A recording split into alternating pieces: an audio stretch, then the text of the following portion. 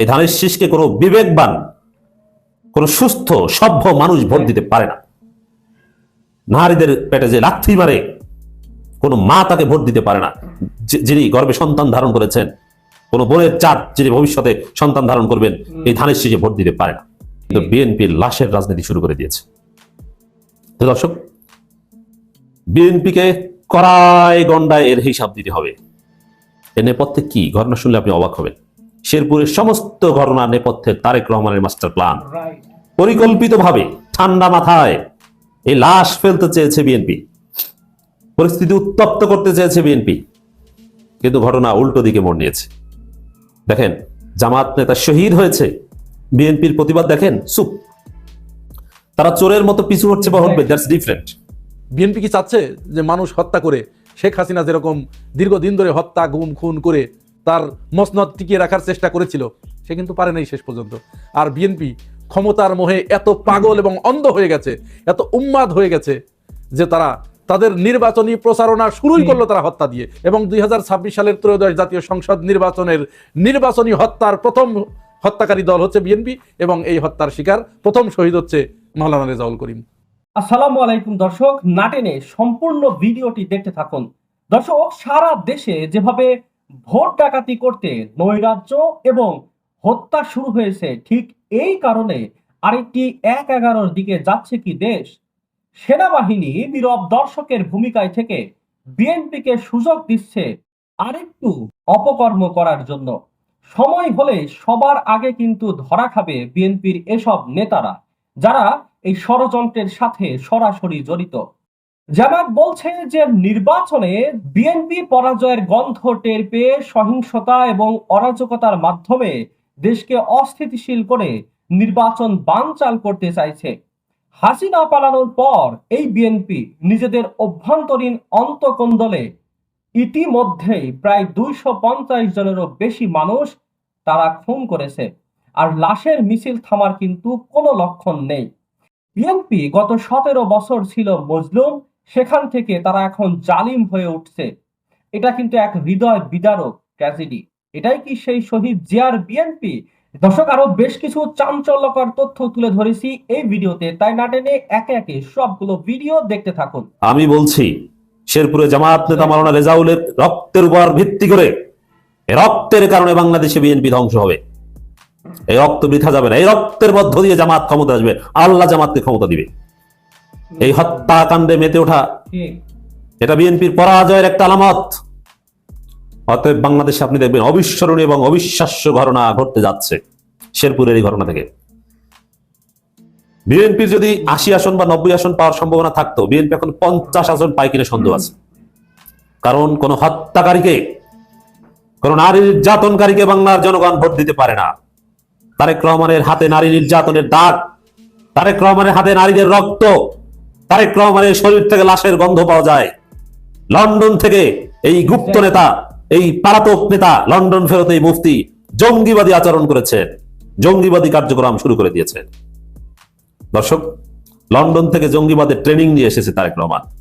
কারণ যে স্টাইলে জামাত নেতাকে শেরপুরে হত্যা করা হয়েছে, জঙ্গিবাদী স্টাইলে হত্যা করা হয়েছে। অতএব বিএনপি এখন জঙ্গিদের দল। দেখেন না, ফতোয়া দেয় ওই যে মুফতি হান্নানের মতো আরেক জঙ্গি মুফতি তারেকুর রহমানি, নামের শেষে রহমানি থাকলে একটা জঙ্গি জঙ্গি ভাব আসে। এটা হচ্ছে রহমানি। কোন জঙ্গি নেতাকে বাংলাদেশের মানুষ ভোট দিবেন না। বিবেক খাটান। আপনি আওয়ামী লীগ হন আর জামাত বিরোধী হন, এখন বিবেক খাটান। অ্যাটলিস্ট ধানের শীষে ভোট দিন না, প্রয়োজনে না ভোট দিন। ধানের শীষে কোনো বিবেকবান মানুষ ভোট দিতে পারে না। জামাতকে ভালো লাগে না, দিন না, না ভোট দিন। ধানের শীষে ভোট নয়। জামাতকে ভয় দেখিয়ে ঘরের মধ্যে ঢুকে দিবে, এটা তারেক রহমানের থিওরি। তারেক রহমান শেষ চেষ্টা কোনোভাবেই, যেহেতু তারেক রহমান পারছে না, নির্বাচনী প্রচারণা জমাতে পারছে না, বিএনপির চারদিকে স্লোগান একটাই, বিএনপি চান্দাবাজ, ভোট দেওয়া যাবে না। এই কারণে বিএনপি শেষ চিকিৎসা হিসেবে লাশের রাজনীতি শুরু করেছে। পরাজয়ের লজ্জা ঢাকতে হয় নির্বাচন বানচাল করবে, নইলে জামাতকে ভয় দেখিয়ে ঘরে ঢুকিয়ে দিবে। প্রয়োজনে জীবন দেব, তবু জনগণের অধিকার কেড়ে নিতে আমি দেব না, বলছেন জামাতের আমির। জামাতের আমির বলছেন, আগের মতো গায়ের জোরে নির্বাচনের ফল নিজেদের পক্ষে নেওয়ার চেষ্টা করা হলে দেশের যুব সমাজ তা প্রতিহত করবে। জুলাই বিপ্লবের যুব সমাজ ঘুমিয়ে যায়নি। জামায়াতের আমির অভিযোগ করেন, দেশের বিভিন্ন স্থানে জামায়াতের নেতাকর্মীদের ওপর হামলার মাধ্যমে নির্বাচনের লেভেল প্লেইং ফিল্ডকে ইচ্ছাকৃতভাবে নষ্ট করা হচ্ছে। নারীদের ওপর হামলা করা হচ্ছে। সন্ত্রাসের মাধ্যমে নির্বাচনের সুষ্ঠু পরিবেশ নষ্ট করা হচ্ছে। এর ফলে সুষ্ঠু নির্বাচনের প্রক্রিয়া বাধাগ্রস্ত হলে সরকার এবং নির্বাচন কমিশনকে এই ব্যর্থতার দায় নিতে হবে।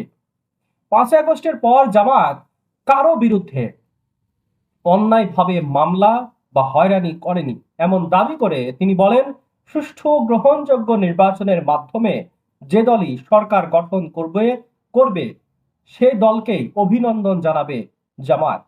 আমরা বিজয়ী হলে জামায়াত আমাদেরকেও মেনে নেওয়ার মতো মানসিকতা অন্যদেরও থাকতে হবে। জনসভায় ডক্টর শফিকুর রহমান তিনি বলেন, জামায়াত সরকার গঠন করলে সংসদ সদস্যদের বছরে তার সব আয় ব্যয় এবং সমস্ত কার্যক্রম জনসম্মুখে প্রকাশ করতে হবে। নির্বাচনে বিজয়ের ব্যাপারে আশাবাদ ব্যক্ত করে জামায়াতের আমির তিনি বলছেন যে দেশের মুক্তিকামী মজলুম জনগণ নির্বাচনে 11 দলীয় জোটের প্রার্থীদেরকেই বিজয়ী করবে। এতে আগামী 13ই ফেব্রুয়ারি সেদিন থেকেই দেশের চেহারা পুরোপুরি পাল্টে যাবে। সেই নির্বাচনের ফলাফল বার্তা দেবে এরা কোনো চাঁদাবাজি করে না, এরা কোনো চাঁদাবাজি বরদাস্ত করবে না।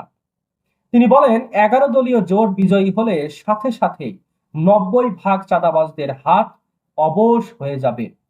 বাকি যে 10 ভাগ, এই 10 ভাগকে বোঝাবো, না বোঝালে না মানলে যা করার দরকার তাই করা হবে। চেহারা না দেখেই সেদিন চাঁদাবাজদের বিরুদ্ধে ব্যবস্থা নেওয়া হবে। জনগণের স্বার্থে সেদিন আমরা অত্যন্ত নির্দয় এবং নিষ্ঠুর হব। ডক্টর শফিকুর রহমান বলেন, চাঁদাবাজি, দুর্নীতি, সন্ত্রাস দেশের এখন প্রধান সমস্যা। এগুলো বন্ধ হলে বাংলাদেশ জাম্প দিয়ে একেবারে সামনের দিকে চলে যাবে। দেশের উন্নয়ন হবে। সিন্ডিকেট এবং চাঁদাবাজদের কারণে কৃষক তার পণ্যের ন্যায্য মূল্য পায় না, যার খেসারত দিতে হচ্ছে এখন সাধারণ মানুষকে। এটা উল্লেখ করে ডক্টর শফিকুর রহমান তিনি বলছেন, গত মাসের 28 তারিখে কাউরান বাজারে ব্যবসায়ীরা চাঁদাবাজদের রুখে দিয়েছিল। কাউরান বাজারের মতো সারা দেশের ব্যবসায়ীদের চাঁদাবাজদের বিরুদ্ধে দাঁড়াতে হবে। জামায়াতের আমির বলছেন, জামায়াত ক্ষমতায় গেলে সঙ্গে সঙ্গে দেশের 90% চাঁদাবাজির হাত অবশ হয়ে যাবে। চাঁদাবাজদের চাঁদাবাজ বললেই তো তাদের গায়ে ফোস্কা পড়ে। নির্বাচনে বিজয়ী হলে চাঁদাবাজি বন্ধে জামায়াত আইন শৃঙ্খলা রক্ষাকারী বাহিনীর সঙ্গে মাঠে নেমে কাজ করবে। যুবকদের হাতেই আগামীর বাংলাদেশ তুলে দেওয়া হবে। এটা উল্লেখ করে জামায়াতের আমির বলছেন, যুব সমাজকে আর চাঁদাবাজি, সন্ত্রাসী, মাদকগ্রস্ত হতে দেওয়া হবে না। বিশ্বের কোথাও বাংলাদেশের মতো এত যুব সমাজ নেই। প্রত্যেকটা যুবক আমাদের দেশ গড়ার কারিগর।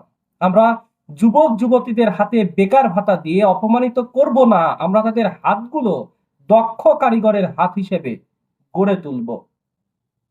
এদিকে জামায়াতের আমিরের সঙ্গে মার্কিন রাষ্ট্রদূতের সৌজন্য সাক্ষাৎ হয়েছে আজকে। বাংলাদেশ জামায়াত ইসলামের আমির ডক্টর শফিকুর রহমানের সঙ্গে সৌজন্য সাক্ষাৎ করেছেন ঢাকায় নিযুক্ত মার্কিন রাষ্ট্রদূত ব্রেন টি ক্রিস্টেনসেন। রাজধানীর বসুন্ধরায় জামায়াতের আমিরের কার্যালয়ে এই বৈঠকটা অনুষ্ঠিত হয়। এ সময় রাষ্ট্রদূতের সঙ্গে দূতাবাসের পলিটিক্যাল এবং ইকোনমিক কাউন্সিলর এরিক গিলম্যান সহ আরো বেশ কয়েকজন সেখানে উপস্থিত ছিলেন। বৈঠকে তারা বাংলাদেশের বর্তমান রাজনৈতিক এবং অর্থনৈতিক পরিস্থিতি, শিল্প বাণিজ্য, আসন্ন জাতীয় সংসদ নির্বাচন, রাষ্ট্রীয় সংস্কার এবং রোহিঙ্গা ইস্যু সহ বিভিন্ন গুরুত্বপূর্ণ ইস্যু নিয়ে মত বিনিময় করেন। এ সময় রাষ্ট্রদূত ব্রেন টি ক্রিস্টেনসেন বাংলাদেশের অর্থনৈতিক উন্নয়ন এবং গণতান্ত্রিক অগ্রযাত্রায় জামাত ইসলামের ইতিবাচক ভূমিকার প্রশংসা করেন। একই সঙ্গে ভবিষ্যতে এই দ্বিপাক্ষিক সম্পর্ক আরো বেশি জোরদার হবে বলে উভয় পক্ষই আশাবাদ ব্যক্ত করেন। এদিকে মির্জা ফখরুল ইসলাম আলমগীর তিনি আজকে বলেছেন যে জামাত পাকিস্তানও চায়নি, জামাত বাংলাদেশও চায়নি।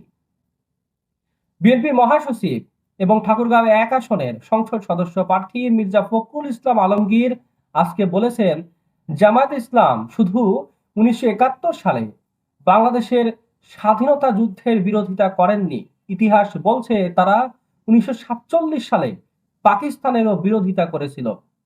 তারা পাকিস্তানও চায়নি, তারা বাংলাদেশও চায়নি।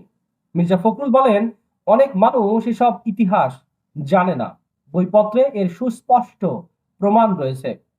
যে দল বাংলাদেশ নামক রাষ্ট্রকে বিশ্বাস করেনি তারা কি এই দেশকে নিরাপদ রাখতে পারবে? তারা যদি ক্ষমতায় যায় তাহলে কি দেশের মানুষ ভালো থাকবে? তিনি বলেন যে দল অতীতে বাংলাদেশের বিরুদ্ধে অবস্থান নিয়েছে এবং এখনো সে ভূমিকার জন্য ক্ষমা চায়নি, এমন দলকে সমর্থন করা যায় না। আমরা বারবার বলছি, যারা বাংলাদেশের ক্ষতি করেছে তাদের কখনোই ভোট দেওয়া উচিত নয়।